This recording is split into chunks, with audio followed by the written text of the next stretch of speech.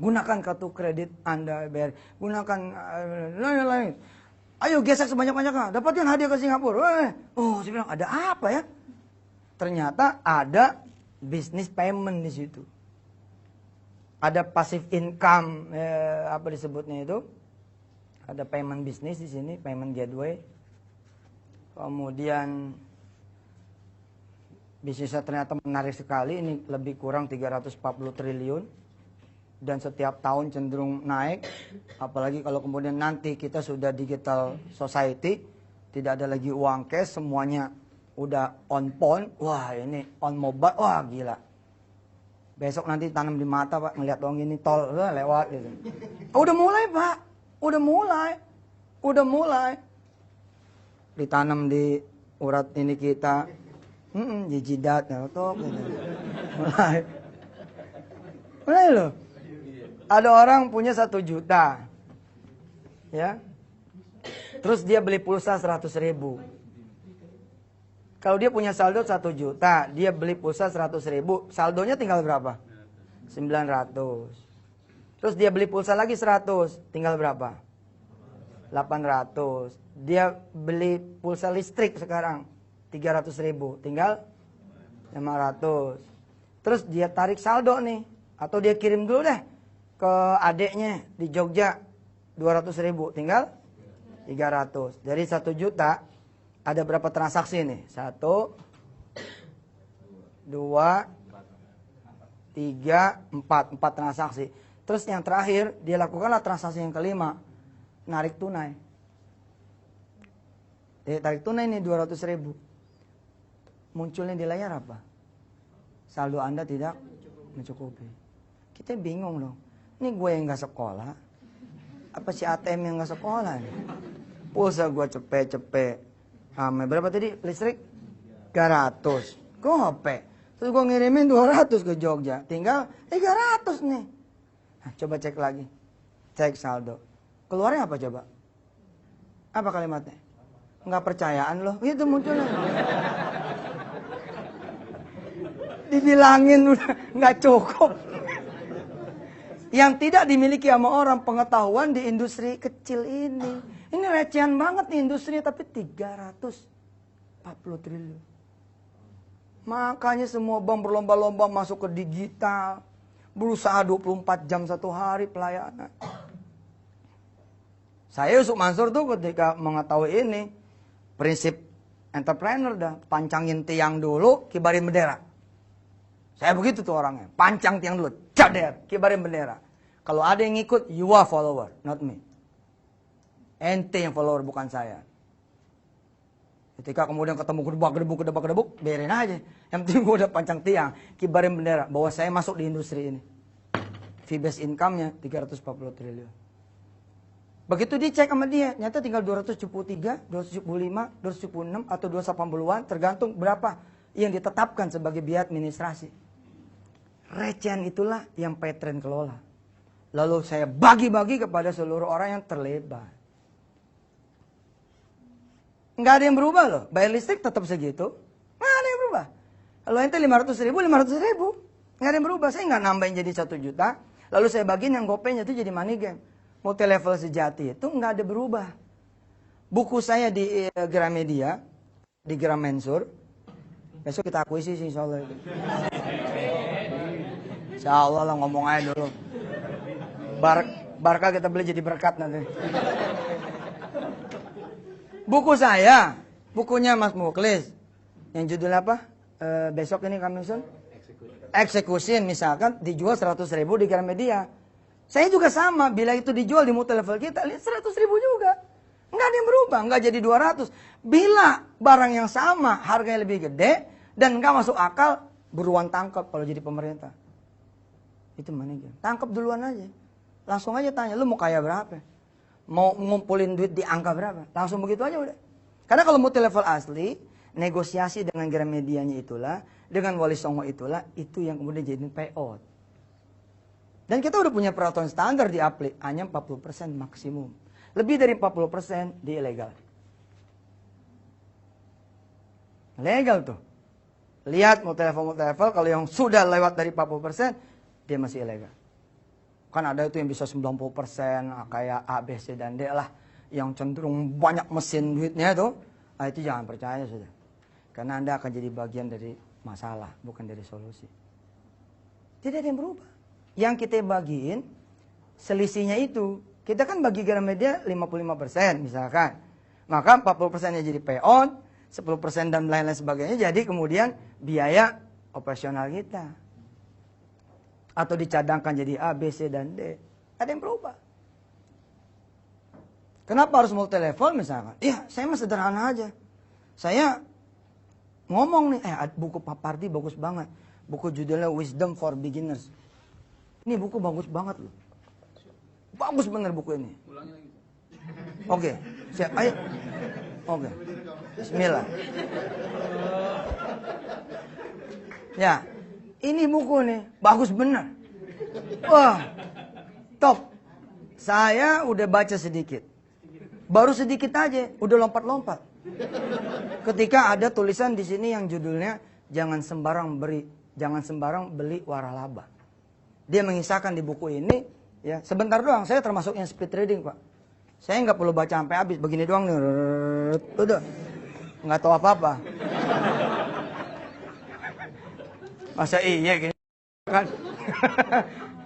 Ada orang beli waralaba 40 juta, begitu katanya Kang Pardi. Ya, yang akadnya nggak jelas, coachingnya juga nggak ada, bimbingannya juga nggak ada. Ternyata orang ini mesti nyiapin lagi puluhan juta, 30 juta ditulis di sini. Bla bla bla bla. Oke, setelah saya sampaikan kepada orang lain, lalu orang lain katakanlah misalkan Mas Ihsan berhasil saya kondisikan untuk beli. Bahkan saya nganterin Mas Ihsan nih. Ihsan, gue goncengin Ihsan. Ihsan gonceng nih. Deng, sama-sama jalan Gunung Agung, Wali Songo, toko buku Karisma, Gramedia. Saya jalan nih. Ini kasir nih. Ini kasir, ya, mejanya gitu kan. Nah, ini Kang Ihsan, terus saya di sini. Apa yang terjadi? Boro-boro ngucapin terima kasih kepada saya. Maka kasir Gramedia akan ngomong gini. Kalau saya kemudian posisinya begini nih, ini sini. Kan ini teman saya nih. Maka posisinya rendengan gitu. Apa kata si kasir? Maaf Pak, ngantri Pak. Karena jalannya sejajar, maaf Pak, ngantri. Terus kita bilang, oh enggak, saya nggak beli, saya nganterin dia. Oh nganterin, itu doang. Nggak dikasih apa-apa. Padahal Mas Ihsan bisa beli buku ini karena ada endorse dari saya. That's multi level. Begitu tuh multi level. Rahasia ini nggak kebongkar Pak, kecuali sedikit orang. Karena itu sedikit orang yang dapat bonus banyak. Ayo lu daftar jadi patron lo. Beneran, bayar listrik juga kan? Beli pulsa juga kan? Dapatnya apa kalau dari swalayan-swalayan? Dapat 2M loh. Nggak kasih Mas gitu. Makasih Mbak. Nggak dapat apa-apa gitu loh. Nggak ada value lebih. Kalau Anda masuk ke supermarket A, B, C, dan D. Ada satu supermarket saya tidak sebut namanya. Kalau Anda datang, masuk dan tidak beli, nggak diomelin. Nggak diomelin. Tapi kalau Anda masuk dan belanja.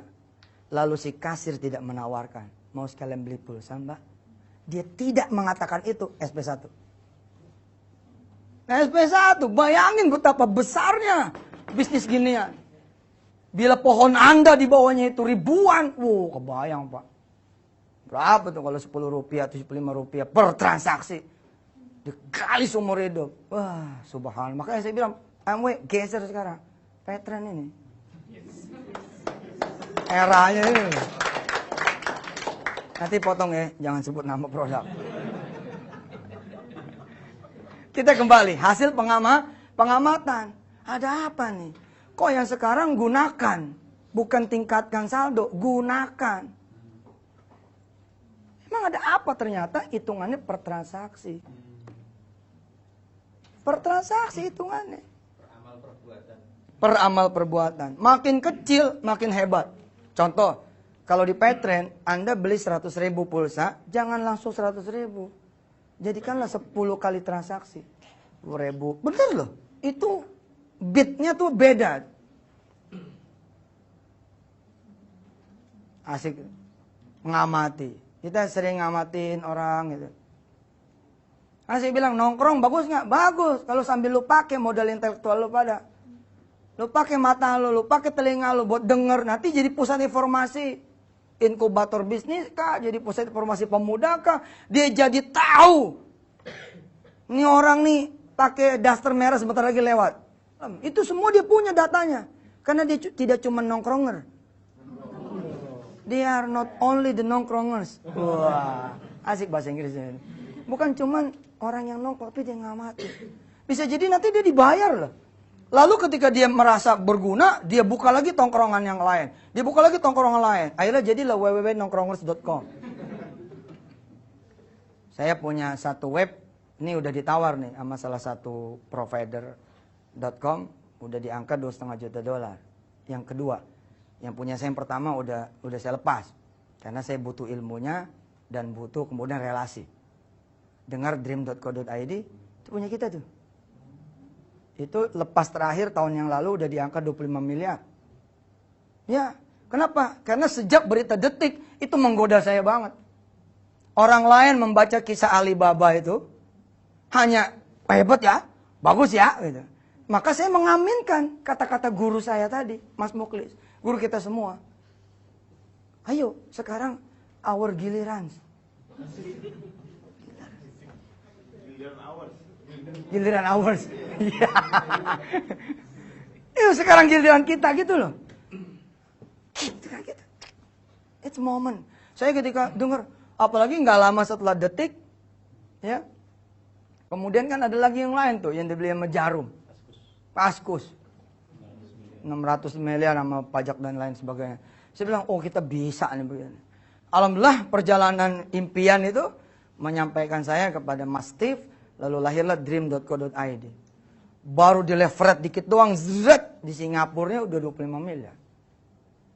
Saya tanya siapa yang mau beli? Yang mau beli Gita Wirjawan. Oke, mau beli berapa dia? Sekian. Oke, karena saya pengen masuk ke gerbongnya mereka, pengen belajar banyak, bismillah. Saya turunin saham saya lepas. Dibikin aja yang lain. Yang lainnya udah posisi $2,5 juta. Tapi saya bilang, ini valuasinya bisa 15 triliun. Bukan cuma 1 triliun nih, tapi 15 triliun. Dan coming soon. Nanti Anda akan lihat sebentar lagi berita, akan ada satu portal yang valuasinya, harga buku dengan harga saham, insya Allah 15 triliun. Insya Allah. Salah satu itu belanjaku, gabungan ya. Nanti ada belanjaku, ada berniagain. Ketika berniaga kemudian dimatiin, pindah ke yang lain, masih ambil. Tambahin aja berniagain.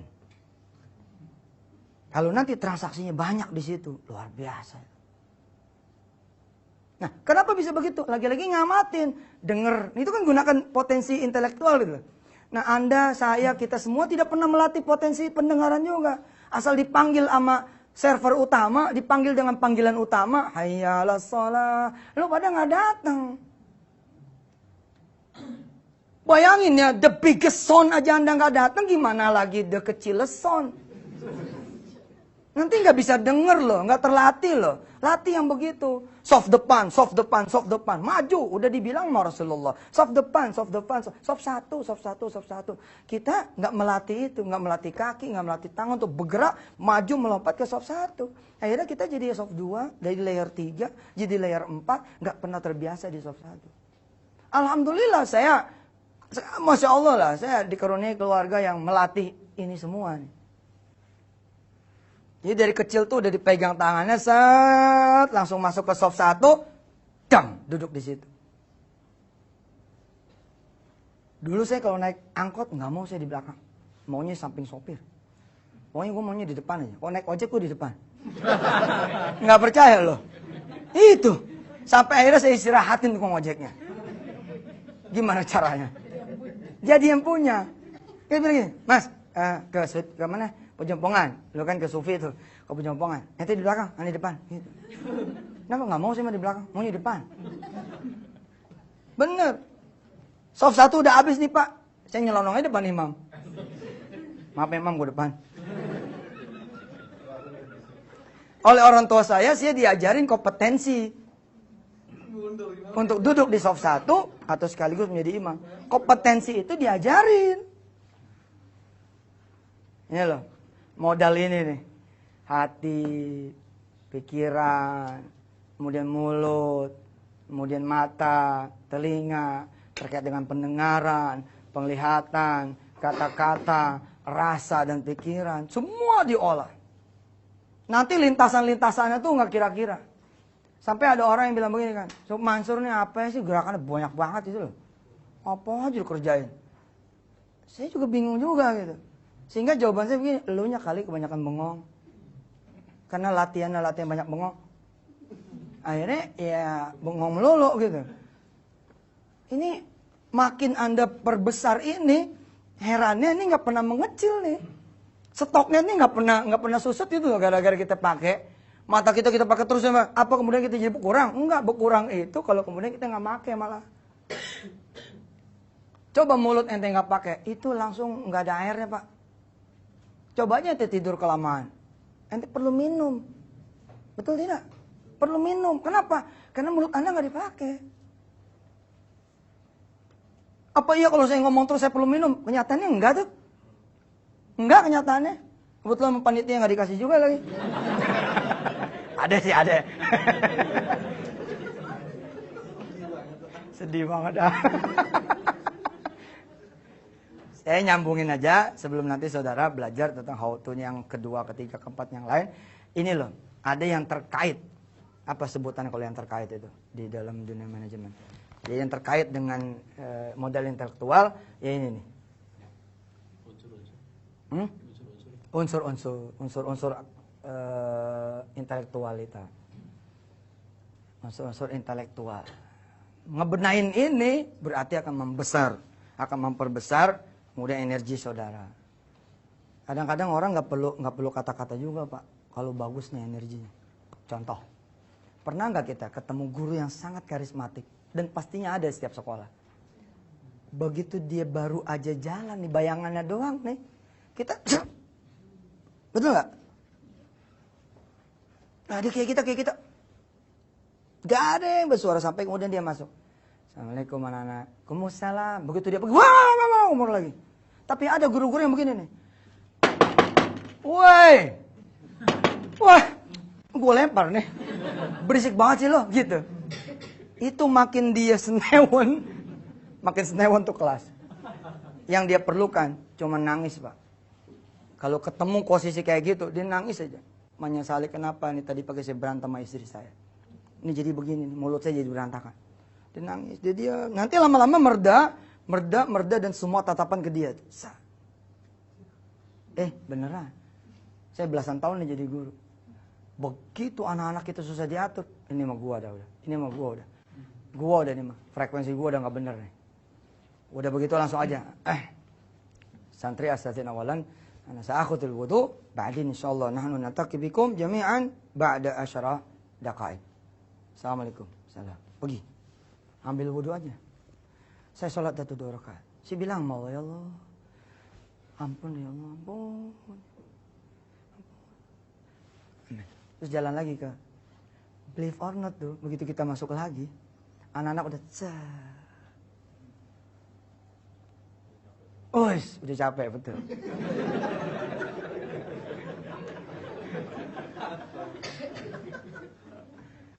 Nah, orang yang di posisi leader, di kalangan sahabat yang lain-lainnya, ini semua frekuensi hebat-hebat. Bangun malamnya top-top punya. Muhammad Al-Fatih juga ketika memilih pasukan yang paling depan adalah orang-orang yang sholat malamnya hebat punya. Nggak dipilih siapa yang paling kuat, pertanyaannya siapa yang tadi malam bangun malam, siapa yang tadi subuh berjamaah, di baris paling depan, dia yang mimpin paling depan. Kayak begitu. Saya doain dan saya juga butuh doa dari teman-teman semua.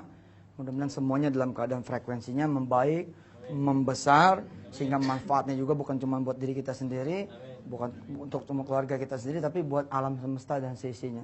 Bahkan mudah-mudahan orang lain pun ikut menarik manfaat dari kita. Bahkan ayam, burung, cacing, dedaunan, tumbuh-tumbuhan. Not only Muslim atau malah Kristiani, Buddha, enggak. Bahkan juga bebatuan, berterima kasih ketika diinjak sama kita, dia jadi membesar. Ketika kita ngelewatin bebatuan sirtu, tadinya cuma ditawar 300.000, bagaimana caranya tuh? Itu sirtu tiba-tiba jadi 3,5, 4. Saya ngalamin. Mobil yang saya pakai Pak, itu harganya pasti membesar. Dan saya nggak aneh. Makanya kalau nanti mau jual mobil kasih aneh dulu. Aneh pakai dulu. Kenapa? Frekuensinya beda Pak. Mobil ini disetirin sama Hafiz. Mobil ini nanti kemudian ditumpangin sama santri-santri. Habis itu Anda pakai. Anda jual. Bener Pak. Beda. Bener. Asli beda. Pengen tahu frekuensi yang salah? Coba aja. Tempati rumah. Atau bertamulah ke dalam rumah yang orangnya habis ribut. Karena kita datang. Assalamualaikum. Itu kita pasti berasa. Ini ada sesuatu nih mah. Kayaknya aneh ya. Frekuensi anginnya, frekuensi energinya, dinginnya, kelembapannya beda Pak. Makanya bayangin Pak, kalau satu keluarga hidup, bangun malamnya, hidup baca Qur'annya. Begitu terdengar takbir, takbirnya banyak. Allah, banyak di belakang, bini 4. Masya Allah. Lah kalau bini 4 rapi semua, hebat juga tuh frekuensi. Kita belum bisa tuh. Ya. Anak-anak kita pada hafiz-hafiz semua. Ketika amin, aminnya beda. Yang lain aminnya begini, pecinya begini. Alat dolin amin. Ama yang satu jamaah, lah ya Pak. Frekuensi kita berdoa, Masya Allah, 7 bulan tuh rumah gak laku-laku. Tapi begitu kita ke kiai kita, ini kiai bukan ahli properti. Ini kiai gak punya slot iklan di Detik. Gak punya kemudian juga Lazada dan lain-lain sebagainya. Kita datang ke dia, cium tangan. Yai, doain dong. Apa? Gitu. Rumah saya biar laku lah. Emang dijual? Jual. Berapa? 700 lah. Kalau 8,5 gimana? Nah 700 aja susah. Mana ada yang susah buat Allah? Ya, angkat tangannya. Coba ente periksa tuh SMS. Belum keluar nih, si Kiai lagi ambil air. Coba periksa. Ji ada di mana? Ada yang nanya rumah ente. Beli Fortnite tuh begitu. Itu sih harus jawab tuh ahli fisika atom. Iya bicara tentang frekuensi. Kuantum, fisika kuantum. Bung gitu. Udah kemana-mana tuh. Karena apa? Karena tangannya si Kiai beda sama tangan kita. Tangan kita megang gadget, ngelik-ngelik yang macam-macam. Memang sih buka email. Tapi begitu muncul pop-up chat dibuka juga. Frekuensi tangan itulah yang kita pakai buat ngangkat tangan. Berantakan nggak? Berantakan. Pakaian yang kita pakai, pakaian yang juga dipakai buat bercanda. Ini baju kita bersaksi juga. Berat ini. Berat. Mobil kita suka salah parkir. Salah parkir, janda muda melulu. Mana kagak berantakan tuh mobil, kejedot aja bawaannya. Coba siapa yang pernah muda? Siapa yang pernah muda? Coba, jajah. Ingat-ingat masa lalu. Ini saya ngomong ini bukan pengalaman ya. Ini banyak temenan nih. Coba jajal deh. Baru kita dudukin doang nih perempuan yang bukan muhrim nih. Yang disebut pacar kita. Ada aja judulnya. Kita lagi parkir, angkot tiba-tiba jeng gitu. Ya elah spion kita patah. Motor lah lupa di standar, jatuh. Apa? Frekuensinya nyusut. Mengundang kesialan. Maka perusahaan-perusahaan yang konsentrasi di pembesaran, di perbaikan, di pembagusan, modal-modal yang terkait ini, maka perusahaan itu juga akan membaik. Saya memimpin warung steak and shake dan bebek selamat. Ketika saya belum masuk di jajaran komisaris, ketika saya belum masuk di jajaran pemegang saham, itu 10 tahun 20 cabang. Terus saya masuk nih, saya bilang nih sama teman-teman warung steak, woi kita ngapal Quran yuk, 1 hari 1 ayat. Kenapa? Nanti kalimat lu akan beda. Silakan masuk Pak, silakan masuk. Berapa banyak warung-warung yang ngomong kayak begitu, tapi nggak ada yang masuk. Makasih, itu doang. Makasih. Frekuensinya jelek. Ya udah baca waqiah dulu lah, bagusin dulu frekuensinya. Jadi baru aja dia berdiri di depan, udah buka gitu. Oh udah Pak, silakan. Kayak begitu loh. Narik-narik tuh. Ada warung yang di gang, aneh, nggak ada billboardnya, nggak ada apanya, tapi mobil-mobil berbaris gitu. Rame banget. Kenapa? Orangnya suka berbagi, Pak. Frekuensinya melampaui gerakan fisiknya. Nah, perusahaan-perusahaan kalau kita bicara about company, ya, about perusahaan, maka perusahaan-perusahaan yang ikut berkonsentrasi di sini, Pak siapa yang kacamata namanya? Pak Tony, kalau kemudian leader-leader kita, kemudian member-member kita tidak arahkan buat selling semata, tapi benahin ini semua, Pak. Dan di Islam lah instrumennya paling oke gitu. 5 kali sehari, 5 times a day. Masih ditambah dengan qobliyah ba'diyah. frekuensi atau apa namanya, instrumen ya. Instrumen untuk memperbaiki dan memperbesar frekuensi ini, energi ini. Wah, banyak yang minta ampun. Ada puasa Senin Kemis, ada Daud, ada zakat. Wah, subhanallah. Maka perusahaan Mas Tony, multilevel Mas Tony, nanti itu ya gerakannya luar biasa. Pattern Masya Allah. Dan kita bikin yang disebut dengan balance scorecard. Ada balance scorecard versi spiritual. Iya, jadi ada 10 dosa besar. 10 dosa besar yang kemudian, nah ini pengalaman saya. Ini sekaligus sebagai penutup ya. Jadi saya punya balance scorecard berupa 10 dosa besar. Kalau ada yang datang begini nih, Pak Ustadz saya punya utang banyak. Pak Ustadz saya belum punya anak. Nggak usah ngomong tentang kesusahan dulu. Ini zaman dulu nih awal-awal. Pak Ustadz saya pengen punya. Sebelum ngomong, nih isi dulu. Isi dulu. Nah, ketemu udah tuh 10 dosa besar. Mulai dari menyekutukan Allah, ninggalin sholat, durhaka sama orang tua, berzina, minum minuman keras, terus sampai yang terakhir gibah. Ngomongin orang. Ngomongin orang tuh urutan ke-10, Bu. Pak. Tapi urutan ke-10 yang paling bontot ini, dosa ini, itu narik 9 pelaku yang lain. Jadi kalau kebetulan yang kita omongin ini adalah pelaku 9 dosa besar, maka 9 dosa besarnya dia jadi dosa ente. Lebih baik nggak usah ngomong dah. Kita juga nggak tahu benar apa tidak. Hati tuh. Hati. Langsung istighfar. Karena yang 9 dosa besar yang dia lakukan itu langsung jadi punya kita. Terus pahala kita jadi punya dia. Waduh, celaka benar. Nah, benar. Nah, saya suruh isi. Isi dulu Pak, di antara 10 dosa besar ini, yang mana yang Anda lakuin. Itu namanya balance scorecard. Itu terkait sama benerin ini.